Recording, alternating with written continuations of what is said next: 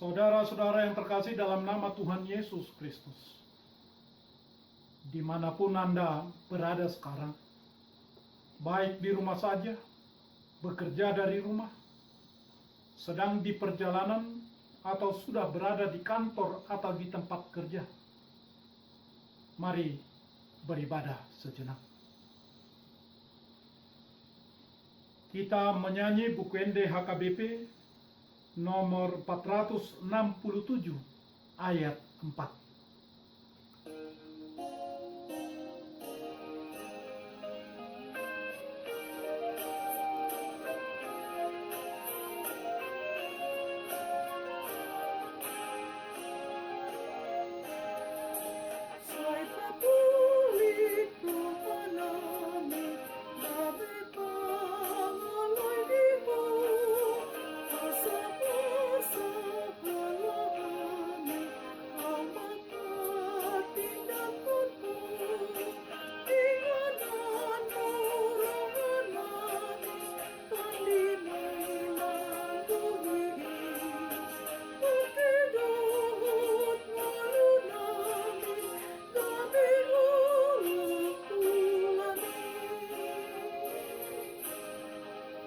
Kasih karunia dan damai sejahtera dari Allah Bapa dan dari Kristus Yesus Tuhan kita menyertai saudara-saudara. Amin.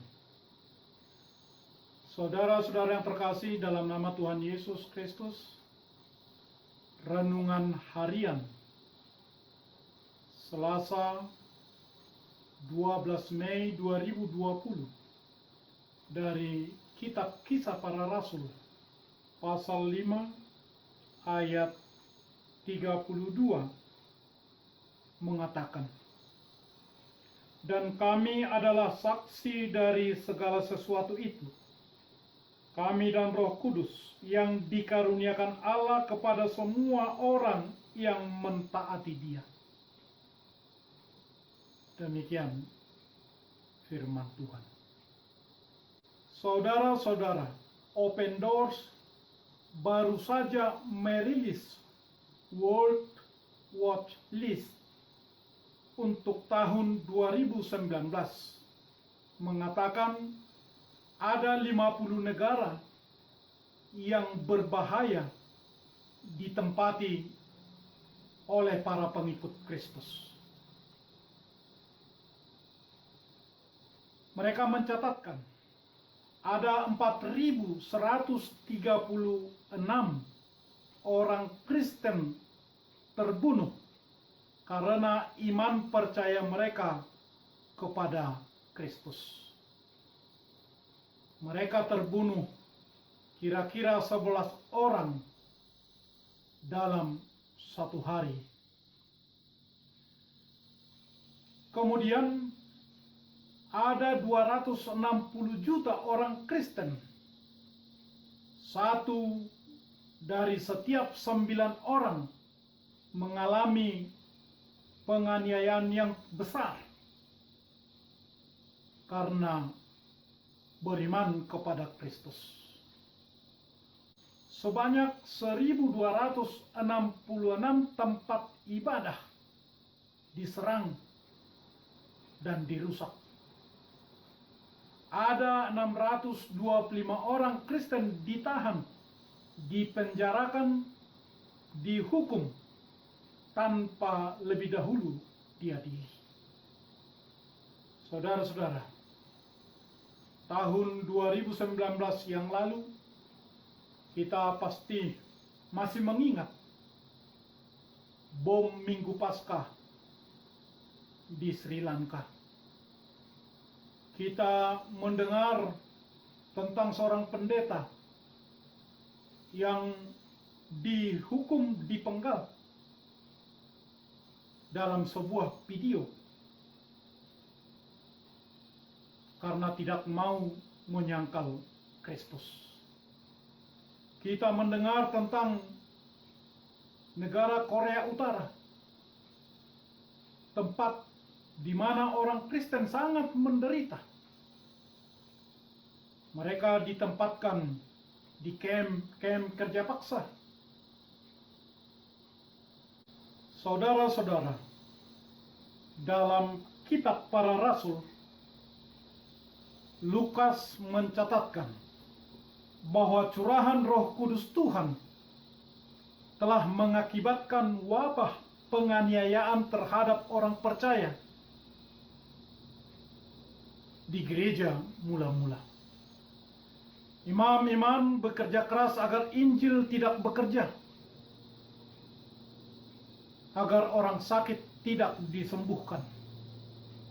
Orang Saduki yang sangat kaya, mereka yang dulu turut menyerang Yesus, sekarang juga membidik para pengikut Kristus karena kecemburuan, takut kehilangan pengaruh sosial di tengah-tengah masyarakat. Mereka menangkap para rasul dan menempatkan mereka di penjara umum. Dalam salah satu sidang di Yerusalem, telah diaturkan agar para rasul tidak berbicara sama sekali atau mengajar dalam nama Yesus Kristus. Kisah Rasul 4 ayat 18. Untuk itu Petrus dan Yohanes menjawab, "Silahkan kamu putuskan sendiri manakah yang benar di hadapan Allah, taat kepada kamu atau taat kepada Allah."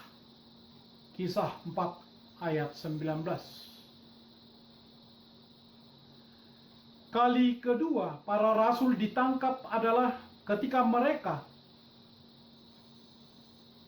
dipenjarakan di penjara umum.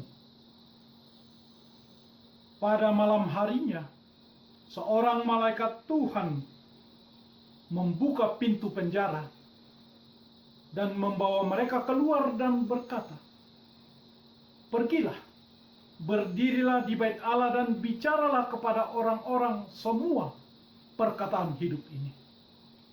Kisah pasal 5 ayat 20. Saudara-saudara, Anda pastilah dapat membayangkan rasa malu petugas pengadilan ketika mereka datang untuk menjemput para rasul, dan para rasul tidak ditemukan, tidak dijumpai di dalam penjara. Kisah 5 ayat 22. Tetapi para rasul tidak bersembunyi. Bahkan seseorang melaporkan bahwa mereka berdiri di bait Allah dan mengajar orang-orang. Kisah 5 ayat 25. Maka mereka ditangkap untuk ketiga kalinya, tanpa kekerasan, karena takut kepada orang-orang. Tuduhan yang diucapkan oleh imam besar, "Dengan keras kami melarang kamu mengajar dalam nama itu. Namun ternyata kamu telah memenuhi Yerusalem dengan ajaranmu, dan kamu hendak menanggungkan darah orang itu kepada kami." Kisah 5 ayat 28. Jawaban dari Petrus dan teman-temannya adalah sama beraninya seperti sebelumnya, mengatakan, "Kita harus lebih taat kepada Allah daripada kepada manusia." Tidak seorang pun yang memiliki hak untuk mencoba mencegah pemberitaan Injil firman Allah, bagaimanapun cara mereka. Karena pekerjaan memberitakan Injil adalah perintah, amanat dari Yesus sendiri, dan hanya dalam otoritasnya dan hanya dalam namanya kita boleh dan harus berkhotbah dalam pemberitaan Injil Tuhan, sebagaimana dicatatkan Matius pasal 28 ayat 19 sampai 20. Selanjutnya Petrus berkata, Allah nenek moyang kita telah membangkitkan Yesus yang kamu gantungkan pada kayu salib dan kamu bunuh. Dialah yang telah ditinggikan oleh Allah sendiri dengan tangan kanannya menjadi pemimpin dan juru selamat, supaya Israel dapat bertobat dan menerima pengampunan dosa. Dan kami adalah saksi dari segala sesuatu itu. Kami dan Roh Kudus yang dikaruniakan Allah kepada semua orang yang mentaati Dia.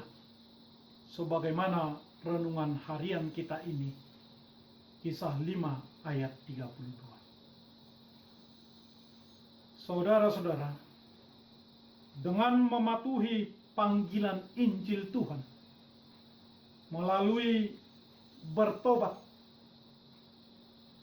melalui percaya kepada Yesus Kristus sebagai Tuhan dan Juru Selamat, setiap hari, setiap waktu, setiap saat, kita harus bersaksi tentang Kristus dan penyelamatan yang sudah dilakukannya.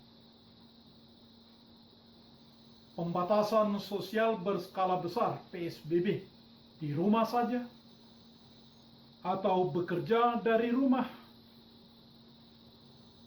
kebijakan yang diterapkan pemerintah demi meredam penyebaran pandemi coronavirus COVID-19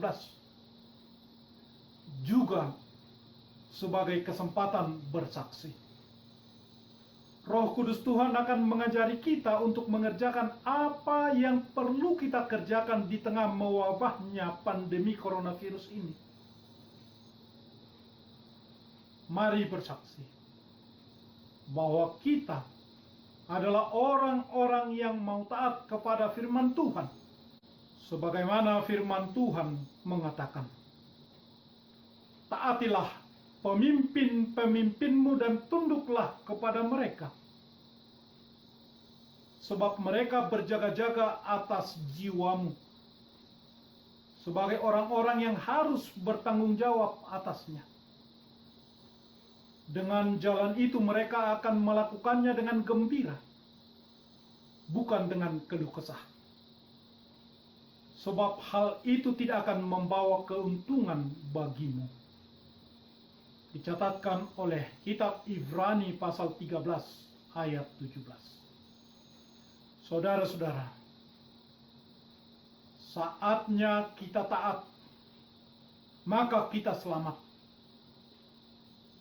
Hanya jika kita selamat, kita boleh memberitakan Injil.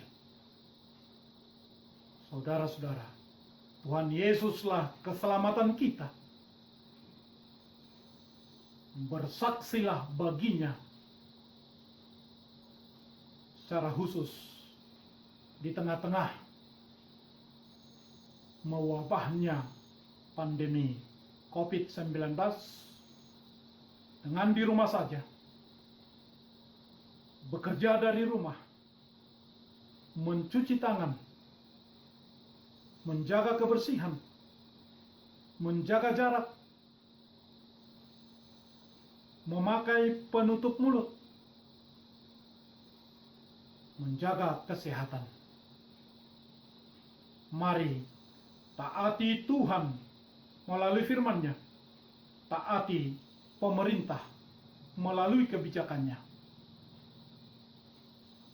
Kita selamat karena Tuhan Juru Selamat kita di dalam Yesus Kristus. Amin. Marilah kita berdoa.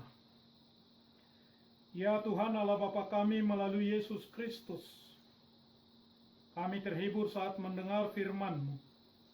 Curahan Roh Kudus-Mu memberi para rasul kekuatan dan kuasa untuk bersaksi tentang-Mu. Kuatkanlah kami umat-Mu sekarang ini dengan kuasa Roh Kudus-Mu juga memberi kesaksian tentang kuasa Tuhan di dalam Yesus Kristus. Terimalah doa kami melalui nama anak-Mu Yesus Kristus, Tuhan dan Juru Selamat kami. Amin.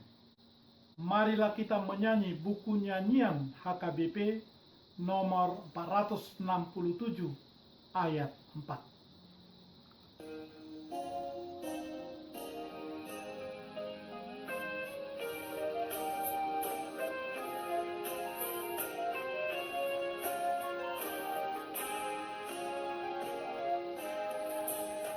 Kuduskanlah hidup kami agar taat padamu.